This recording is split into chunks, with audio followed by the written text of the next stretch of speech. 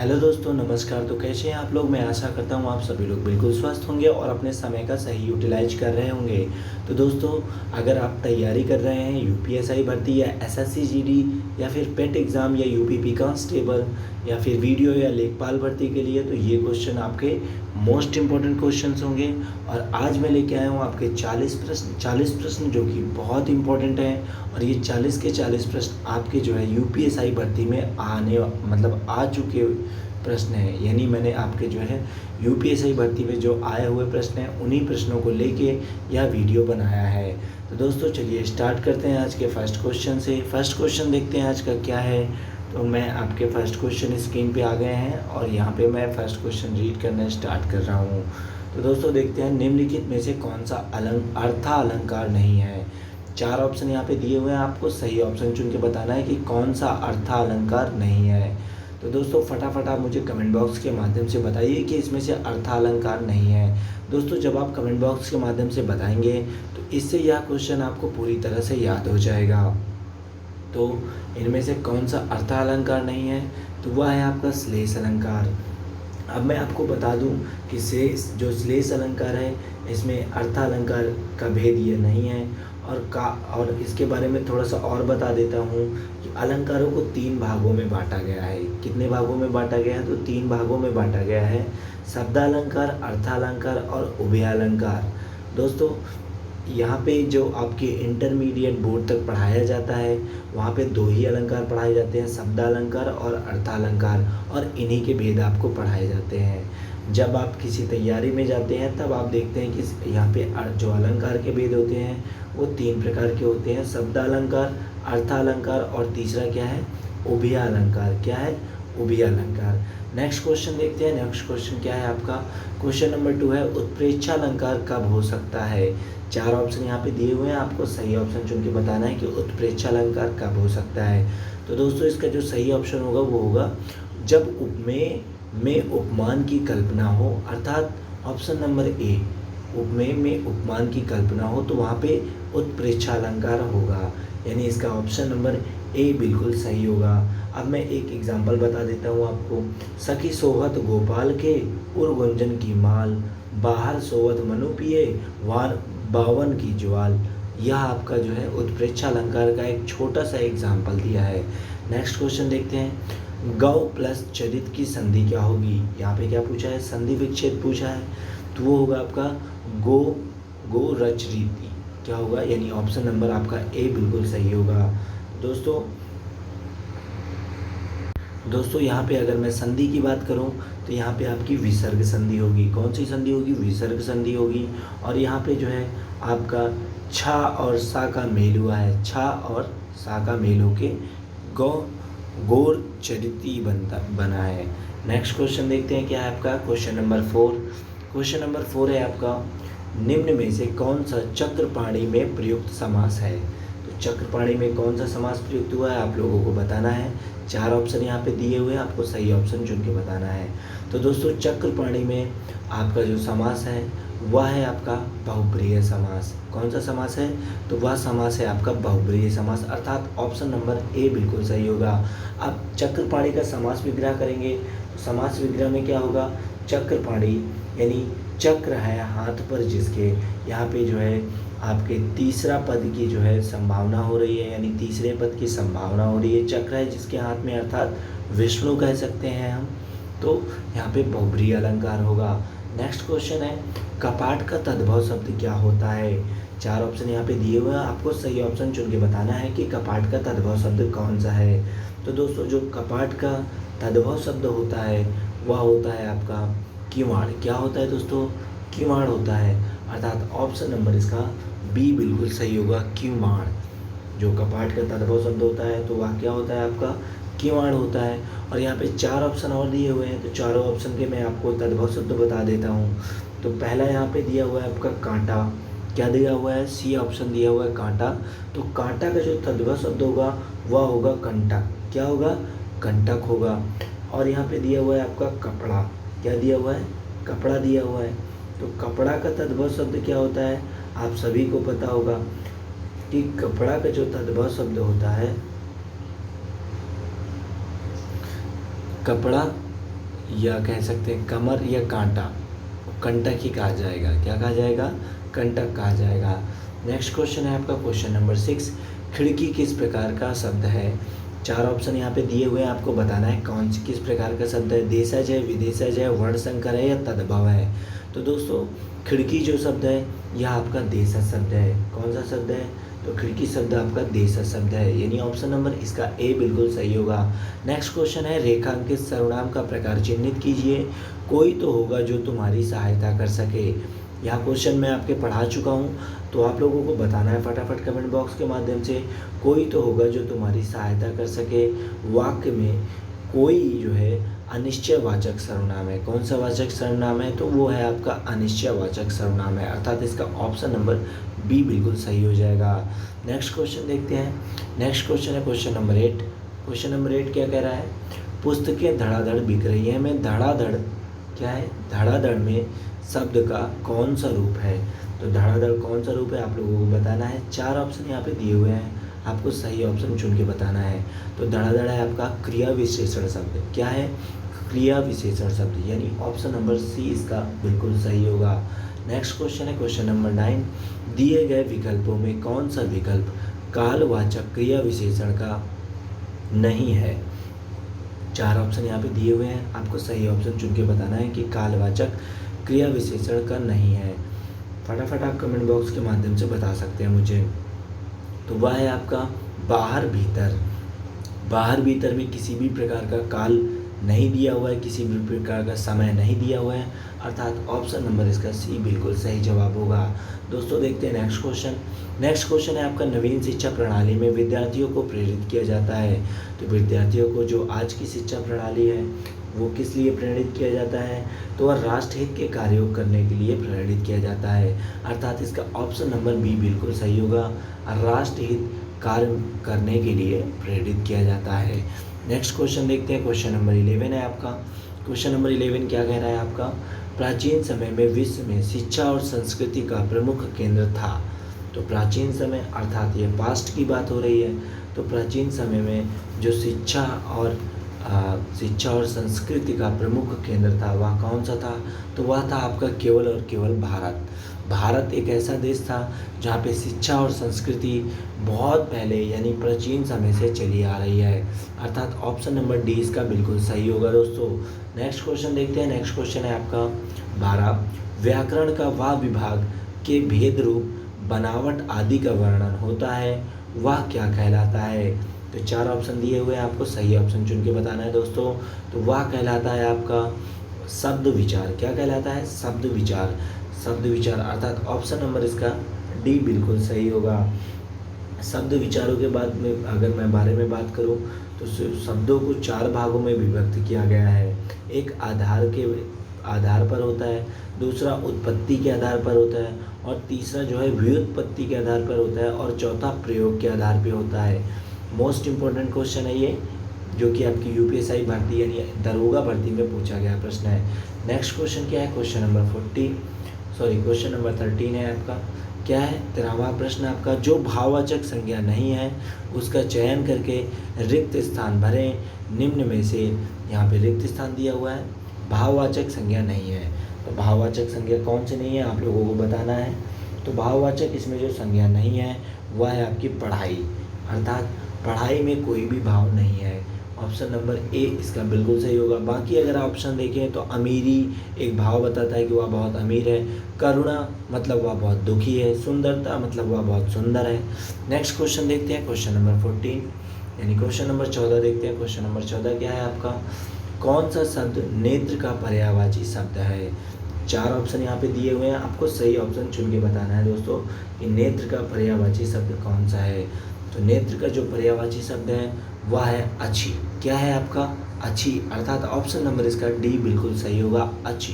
Next question देखते हैं। Question number 15, इनमें से तत्सम शब्द का चयन कीजिए। 4 ऑप्शन दिए हुए हैं, चारों ऑप्शन में आपसे एक जो है ऑप्शन तत्सम शब्द दिया हुआ है जिसका चयन करना है दोस्तों। तो इनमें से कौन सा शब्द है जो तत्सम शब्द है? तो दोस्तों इनमें से जो दिन लिखा हुआ है ये तत्सम शब्द है, बाकी आपके जो है तद्भव शब्द है। कान, जमुना, बाहर, ये सारे तद्भव शब्द है। नेक्स्ट क्वेश्चन देखते हैं, क्वेश्चन नंबर 16। क्वेश्चन नंबर 16 क्या कह रहा है आपका, जो कि थोड़ा सा मैंने चेंज किया है। अब पहले हम निर्देश पढ़ लेते हैं। निर्देश क्या दिया हुआ है, निर्देश है 22 से 24 निम्नलिखित प्रश्नों के वाक्यों में कुछ में त्रुटियां हैं। त्रुटि वाले वाक्यों के जिस भाग में त्रुटि हो उसके अनुरूप विकल्प को चुनें। यदि वाक्य में कोई त्रुटि ना हो तो विकल्प डी को चुनें, यानी आखिरी विकल्प जो आपका डी दिया हुआ है उसको चुनें। जब किसी भी जो है क्वेश्चन में सारे विकल्प सही हो तो विकल्प डी को चुना जाएगा। अब क्वेश्चन रीड करते हैं। क्वेश्चन क्या है आपका, फर्स्ट क्वेश्चन है आपका जो है 22। मुझे रेलगाड़ी, मुझे यहाँ पे एक वो लगा है, मुझे रेलगाड़ी में यात्रा करना अच्छी लगती है, कोई त्रुटि नहीं है। तो इसमें किस शब्द में त्रुटि है आप लोगों को ये बताना है। तो दोस्तों आप लोग क्वेश्चन देखते ही समझ गए होंगे, अच्छी लगती है की जगह अच्छा लगता है होगा, अर्थात इसका ऑप्शन नंबर ए बिल्कुल सही होगा। इस शब्द में त्रुटि है, गलतियां हैं इस शब्द में, इसलिए यह शब्द बिल्कुल सही है। नेक्स्ट क्वेश्चन क्या है 23। अपने अपने किताबें बस्ते में डाल लो, कोई त्रुटि नहीं है। तो इसमें किस शब्द में त्रुटि है आपको बताना है। 4 ऑप्शन दिया हुआ है, आपको सही ऑप्शन चुन के बताना है। तो दोस्तों मैं अगर बात करूं तो जो किताब है वह स्त्रीलिंग है। क्या है आपकी, स्त्रीलिंग है। और अपने अपने के स्थान पर अपनी अपनी होगा। क्या होगा, अपनी अपनी होगा। तो इसका जो सही ऑप्शन होगा वो होगा आपका ऑप्शन नंबर सी, यानी अपनी अपनी किताबें। अपनी अपनी किताबें अपने बस्ते में डाल लो, यानी इसका जो सही ऑप्शन होगा, यानी जिस शब्द में त्रुटि होगी वह शब्द है अपने अपने किताबें, क्योंकि अपने अपने किताबें तो स्त्रीलिंग हुआ और स्त्रीलिंग में अपनी अपनी किताबें हुआ, है ना। तो इसका जो है सी ऑप्शन बिल्कुल सही है। नेक्स्ट क्वेश्चन क्या है आपका, मुझे कल 2 किलो लीची खरीदने हैं। क्या है, खरीदने हैं, कोई त्रुटि नहीं है। 4 ऑप्शन दिए हुए हैं, आपको ये बताना है कि किस शब्द में त्रुटि दी हुई है। तो दोस्तों यहाँ पे फिर से मैं देखूंगा कि जो लीची शब्द है, क्या है, लीची शब्द है या स्त्रीलिंग शब्द है, यानी स्त्रीलिंग के अंदर आता है। तो अतः खरीदने के स्थान पे खरीदनी होना, क्या होगा, खरीदने के स्थान पे खरीदनी होगा, अर्थात ऑप्शन नंबर इसका बी बिल्कुल सही है। जिस भाग में त्रुटि है वह है आपका option number B. Next question देखते हैं। नेक्स्ट क्वेश्चन क्या है, यहाँ पे फिर से निर्देश दिया हुआ है, निर्देश पढ़ लेते हैं हम। निर्देश है 25 से 26 वाक्यों में आए रिक्त स्थानों की पूर्ति कीजिए देश रक्षा के लिए। यहाँ पे क्वेश्चन दिया हुआ है, क्वेश्चन रीड करते हैं। क्वेश्चन है 25, देश रक्षा के लिए प्रत्येक नागरिक को, यहाँ पे रिक्त स्थान है, रिक्त स्थान में जो भरा जाएगा वो आपके इन्हीं ऑप्शनों में से है, आपको बताना है क्या भरा जाएगा। तो प्रत्येक नागरिकों को रिक्त स्थान दिया हुआ है, रहना चाहिए। फटाफट आप मुझे कमेंट बॉक्स के माध्यम से बताइए कि यहाँ पे क्या भरा जाएगा। तो यहाँ पे जो भरा जाएगा वह भरा जाएगा उद्दत। क्या भरा जाएगा, उद्दत, अर्थात जो इसका सही ऑप्शन होगा वो होगा आपका ऑप्शन नंबर सी, उद्दत भरा जाएगा। अब मैं वाक्य पढ़ के बताता हूँ कैसे।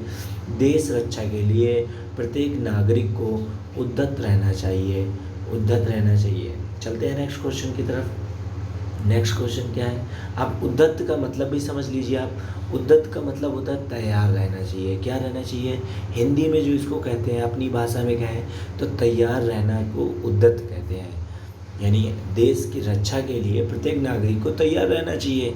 चलते हैं नेक्स्ट क्वेश्चन की तरफ। नेक्स्ट क्वेश्चन 26 है आपका। 26 देखते हैं क्या है। तो क्वेश्चन नंबर 26 देखते हैं। क्वेश्चन नंबर 26 है जिसमें पहले रिक्त स्थान दिया है, उसके बाद शब्द है दृष्टि राष्ट्रीयता का आधार है। दृष्टि राष्ट्रीयता का आधार है, तो रिक्त स्थान पे हम कौन सा ऑप्शन फिल करेंगे। 4 ऑप्शन दिए हुए हैं आपको, यहाँ पे सही ऑप्शन आपको चुन के बताना है। तो दोस्तों फटाफट आप मुझे कमेंट बॉक्स के माध्यम से बताइए। दोस्तों इससे क्या होता है, जब आप कमेंट बॉक्स के माध्यम से बताते हैं तो वह क्वेश्चन आपको जल्दी याद हो जाता है, आप समझ जाते हैं और अच्छे से अच्छा, मतलब ज़्यादा से ज़्यादा 4 से 5 मिनट अगर माइंड में चल गया तो ये जान लीजिए कि वो अपने आप रन कर रहा है और वो ऑटोमेटिक आपको हमेशा के लिए याद हो जाएगा। तो वो है आपका धर्मनिरपेक्ष। क्या है, धर्मनिरपेक्ष, यानी ऑप्शन नंबर इसका डी है। धर्मनिरपेक्ष दृष्टि राष्ट्रीयता का आधार है। क्या है, हमारे देश में कैसी जो है राष्ट्रीयता है तो वह है धर्मनिरपेक्षता।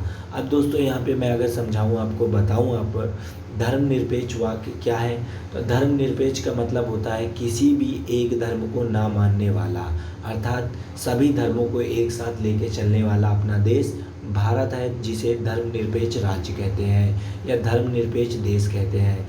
नेक्स्ट क्वेश्चन है 27 क्या है, मैं खाना खा चुका था, इस वाक्य में कौन सा भूतकालिक भेद है।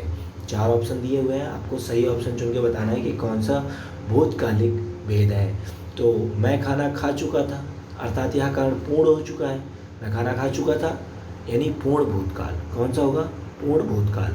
ऑप्शन नंबर डी बिल्कुल सही होगा इसका। नेक्स्ट क्वेश्चन क्या है 28 है। 28 क्वेश्चन क्या कह रहा है, वधु का बहुवचन रूप होगा। तो वधु का बहुवचन रूप क्या होता है आप लोगों को बताना है। 4 ऑप्शन दिए हुए हैं, आपको सही ऑप्शन चुन के बताना है। तो दोस्तों जो वधु का बहुवचन रूप होता है वो होता है वधुएं। क्या होता है, वधुएं, यानी इसका जो सही जवाब होगा वो होगा आपका ऑप्शन नंबर ए, बिल्कुल सही जवाब होगा वधुएं।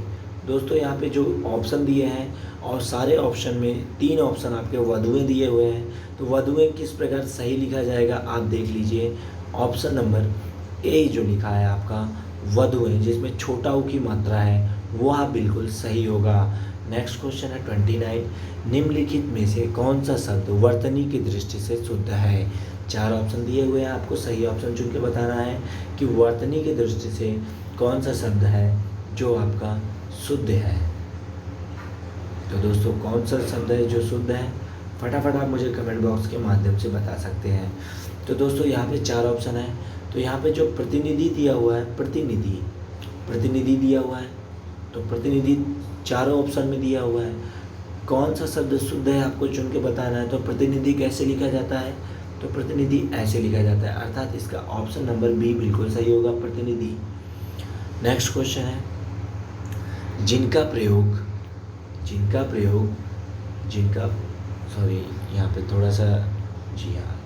प्रयोग निश्चित शब्द समुदाय या पूरे वाक्य का अतिरिक्त भावार्थ प्रदान करने के लिए होता है उसे कहते हैं, उसे क्या कहते हैं। 4 ऑप्शन दिए हुए हैं, आपको सही ऑप्शन चुन के बताना है उसे क्या कहते हैं। तो फटाफट आप मुझे कमेंट बॉक्स के माध्यम से बता सकते हैं कि उसे क्या कहेंगे। तो दोस्तों उसे कहेंगे हम निपात। क्या कहेंगे, निपात। अब दोस्तों चलते हैं इसके बारे में मैं थोड़ा सा बता देता हूँ। निपातों का प्रयोग निश्चित शब्द या शब्द समुदाय या पूरे वाक्य के अतिरिक्त भावार्थ प्रदान करने के लिए प्रयोग किया जाता है। यानी निपात सहायक होते हुए भी वाक्य के अंग नहीं होते हैं, पर वाक्य में इनके प्रयोग से उस वाक्य का समग्र अर्थ व्यक्त होता है। चलते हैं नेक्स्ट क्वेश्चन की तरफ। अगर आप लोगों को समझ में नहीं आता है तो आप मुझे कमेंट बॉक्स के माध्यम से बता सकते हैं कि सर यह क्वेश्चन समझ में नहीं आया है, और इस क्वेश्चन के बारे में मैं आपको अच्छे से एक्सप्लेन करूँगा। 31 है, फूल का पर्यायवाची शब्द नहीं है। दोस्तों यह क्वेश्चन भी मैं आपको ऐसे क्वेश्चन, फूल का पर्यायवाची, फल का पर्यायवाची, बहुत सारे क्वेश्चन करवा चुका हूँ। अगर अभी तक आप लोगों ने मेरी वीडियो नहीं देखा तो मेरी आप जो है प्लेलिस्ट में या फिर मेरे एजुकेशन विद चेतन यानी मेरे चैनल में जाके आप देख सकते हैं। तो दोस्तों जो फूल का पर्यायवाची शब्द नहीं है वह कौन सा नहीं है, आप लोगों को बताना है कि फूल का पर्यायवाची शब्द कौन सा नहीं है। 4 ऑप्शन दिए हुए हैं, आपको फटाफट कमेंट बॉक्स के जरिए से बताना होगा। तो यहाँ पे तनुजा दिया हुआ है, कौन सा दिया हुआ है, तनुजा, जो कि फूल का पर्यायवाची शब्द नहीं है। पुष्प भी आपका फूल का पर्यायवाची है, कुसुम भी आपका फूल का पर्यायवाची है, और सुमन भी आपका फूल का पर्यायवाची है। इसमें नहीं है पूछे हैं तो इसका ऑप्शन सी बिल्कुल सही होगा। नेक्स्ट क्वेश्चन देखते हैं। नेक्स्ट क्वेश्चन क्या है आपका, नेक्स्ट क्वेश्चन है आपका 32, परिणामवाचक क्रिया विशेषण अवयव है। तो परिणामवाचक क्रिया विशेषण अवयव कौन सा है। 4 ऑप्शन दिए हुए हैं, आपको सही ऑप्शन चुन के बताना है। तो जो परिणामवाचक क्रिया विशेषण शब्द है वह कौन सा है, फटाफट आप मुझे कमेंट बॉक्स के माध्यम से बताइए। तो दोस्तों इसका जो सही जवाब होगा वह होगा आपका इतना। क्या होगा, इतना, जो कि परिणामवाचक क्रिया विशेषण अवयव है। क्योंकि जब हम इतना कहते हैं तो उस चीज़ का कहीं ना कहीं हमें पता होता है कि वह कितना है। अब मैं इसके बारे में बात करूं तो परिणामवाचक क्रिया विशेषण अवयव इतना, जबकि सर्वदा जो है यहाँ पे दिया हुआ है आपका, सर्वदा भी दिया हुआ है। तो सर्वदा कौन सा जो है क्रिया विशेषण है? तो सर्वदा जो है कालवाचक क्रिया विशेषण है। कौन सा क्रिया विशेषण है? यह कालवाचक क्रिया विशेषण है। अब यहाँ पे दिया हुआ है सर्वत्र। सर्वत्र कौन सा क्रिया विशेषण है? तो यह होता है स्थानवाचक। क्या होता है दोस्तों? स्थानवाचक क्रिया विशेषण। मोस्ट इम्पॉर्टेंट क्वेश्चन है और हर क्वेश्चन में मैं आपको 2 से 3 क्वेश्चन और अच्छे से बताते हुए चल रहा हूँ। नेक्स्ट क्वेश्चन दिया हुआ है आपका, आंशिक शब्द में प्रत्यय क्या है? आंशिक शब्द में प्रत्यय क्या है? आप लोगों को बताना है कि आंशिक शब्द में प्रत्यय क्या है। तो दोस्तों प्रत्यय के बारे में पहले आपको बता देता हूँ एक बहुत इंपॉर्टेंट चीज़, कि प्रत्यय जो है वाक्य के अंत में जुड़ता है। वाक्य के अंत में प्रत्यय जुड़ता है। तो यहाँ पे आंशिक में कौन सा प्रत्यय होगा? तो वह होगा आपका इक। क्या होगा? इक होगा। यानी ऑप्शन नंबर सी बिल्कुल सही है। नेक्स्ट क्वेश्चन है, तिलक किस प्रकार का शब्द है? 4 ऑप्शन दिए हुए हैं, आपको सही ऑप्शन चुन के बताना है। तिलक किस प्रकार का शब्द है? तत्सम है, तद्भव है, देशज है, संकर है, कौन सा शब्द है? तो जो तिलक शब्द है वह है आपका तत्सम शब्द। कौन सा शब्द है? तत्सम शब्द है तिलक आपका। और इसका जो तद्भव शब्द होता है वह होता है टीका। क्या होता है? टीका होता है तद्भव शब्द इसका। तो इसका ऑप्शन नंबर ए इसका बिल्कुल सही हो जाएगा। नेक्स्ट क्वेश्चन है 35, सूरदास के गुरु थे। तो सूरदास के गुरु कौन थे? 4 ऑप्शन दिया हुआ है आपको सही ऑप्शन चुन के बताना है। तो सूरदास के जो गुरु थे वो थे आपके वल्लभाचार्य। कौन थे? वल्लभाचार्य। यानी ऑप्शन नंबर इसका बी बिल्कुल सही होगा, वल्लभाचार्य। नेक्स्ट क्वेश्चन देखते हैं। नेक्स्ट क्वेश्चन क्या है आपका? मंदिर। नेक्स्ट क्वेश्चन है आपका, मंदिर मदिरा युग्म का उपयुक्त अर्थ वाला युग्म कौन सा है? 4 ऑप्शन दिए हुए हैं, आपको सही ऑप्शन चुन के बताना है कि मंदिर और मदिरा युग्म का उपयुक्त वाला युग्म कौन सा होगा। तो दोस्तों जैसे मंदिर में मैं इसको अगर आपको एक्सप्लेन करता हूँ, सही से बताता हूँ, तो मंदिर और मदिरा के युग्म का जो उपयुक्त अर्थ वाला युग्म होगा वो होगा देवालय और अश्वालय। क्योंकि मंदिर का अर्थ जो है देवालय से होता है और मदिरा का अर्थ जो है घुड़साल या अश्वशाला से होता है। किससे होता है? अश्वशाला से। अर्थात इसका ऑप्शन नंबर डी बिल्कुल सही हो जाएगा। दोस्तों देखते हैं नेक्स्ट क्वेश्चन। नेक्स्ट क्वेश्चन क्या है आपका? समूह अर्थक शब्द चिन्हित कीजिए। समूह अर्थक शब्द क्या होता है? आप लोगों को बताना है कमेंट बॉक्स में, समूह अर्थक शब्द चिन्हित करना है और बताना है कौन सा सही होगा। 4 ऑप्शन दिए हुए हैं, आपको सही ऑप्शन चुनना है। तो दोस्तों आप लोग समूह का मतलब ही समझ गए होंगे कि जहाँ पर कोई भीड़ भाड़ वाला जगह हो उसे हम समूह कहते हैं। तो यहाँ पे 4 ऑप्शन में से आपका जो है सही जो ऑप्शन होगा वो ऑप्शन आपका बी नंबर सही होगा, अर्थात भीड़। नेक्स्ट क्वेश्चन है आपका क्वेश्चन नंबर 38, आमर्श क्या है? आमर्श क्या है? किस प्रकार का भाव है? अलंकार से किस प्रकार से संबंध रखता है? तो आमर्श किस प्रकार का शब्द है, आप लोगों को बताना है। तो जो आमर्श है यह एक संचारी भाव है। क्या है ये? तो यह एक संचारी भाव है। अब इसके बारे में मैं अगर आपको थोड़ा सा ओपन बताऊं तो आमर्श एक संचारी भाव है। अपने या अपने इष्टजन के प्रति हुए अपमान या अपराध से जो है रोष का भाव उत्पन्न होता है उसे आमर्श या क्रोध कहते हैं। क्या कहते हैं? क्रोध कहते हैं। आमर्श का मतलब क्रोध भी होता है, ये बात आप लोग जान लीजिए। ये भाव जो है विशेष रूप से स्थायी भाव की पुष्टि के लिए तत्पर होता है। तो दोस्तों यहाँ से आपका संचारी भाव पता चला, यानी ऑप्शन नंबर इसका ए बिल्कुल सही है। अब एक बात और बता देता हूँ कि संचारी भाव की जो कुल संख्या है वह 33 है। क्या है? 33 है।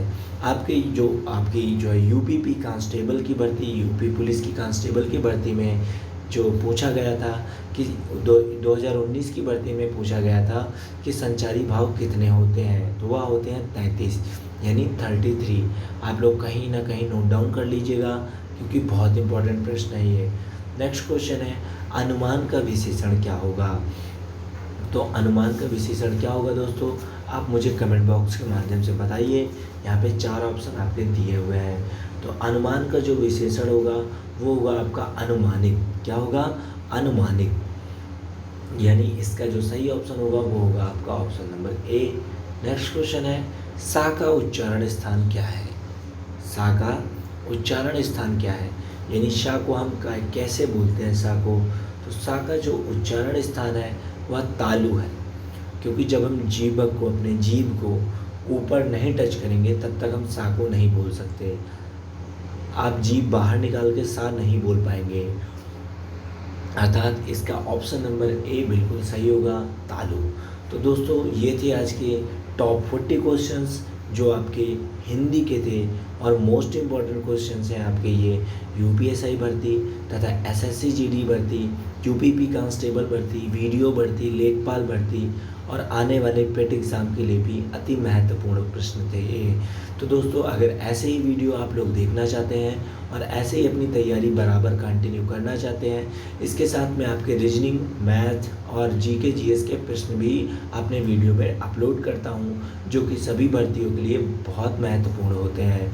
तो दोस्तों अगर अभी तक आपने हमारे चैनल को सब्सक्राइब नहीं किया तो सब्सक्राइब कर लें और बगल में बने बेल आइकन को ऑल पे प्रेस कर लें, ताकि मेरे सभी वीडियो के नोटिफिकेशन आपको सबसे पहले प्राप्त हों। Thanks for watching my video guys. Thank you so much.